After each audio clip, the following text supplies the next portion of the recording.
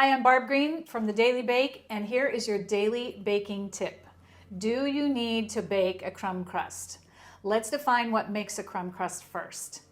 Cookies. You can use all kinds of cookies. These are Lotus, there are chocolate Oreos, there are graham crackers, we have little lemon biscuits here. You can use Nilla wafers, you can use ginger snaps. Get my point? Lots of different cookies can be made into a crumb crust. So the options are bake or freeze. We're going to discuss the pros and the cons of both. I'll make my recommendation at the end of the video, so stick around. So you would take the cookies and you would reduce them into crumbs, and then you're adding butter and sugar. That's about it for a crumb crust. So let's talk about the freezing option first.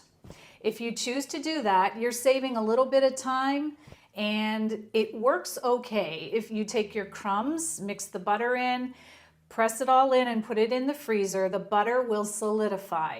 If you're going the freezer route, you would just use the cookie crumbs and the butter only. You don't want to do sugar because the sugar needs to dissolve by baking. Otherwise, it's going to be gritty and grainy, and you don't want your texture to be gritty. It is definitely the easiest method, but it's the messiest. If you're serving your dessert frozen, you might be okay. But if you're serving any dessert that this pie shell and whatever is in it is going to be sitting at room temperature even for more than 10 minutes. When you take a slice of your dessert out, if it's a pie, it's just going to be very, very crumbly. So those are some of the pros and cons of the freezing method. Let's talk about the baking method. You only bake for about 8 to 10 minutes, and you basically are putting the crumbs, the butter, and you would add a couple tablespoons of sugar into the mixture. The sugar is going to act as a binding agent, and when it bakes in the oven, it bonds those crumbs together. It also gives the nicest flavor because you're actually baking the ingredients and giving them a chance to just become more flavorful.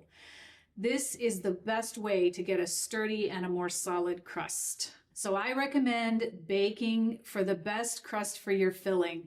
Baking is going to ensure that your crust holds together.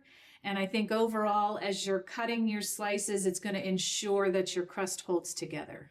If you want a step-by-step tutorial on how to make some of these yummy pie crusts, check out my pie crust playlist.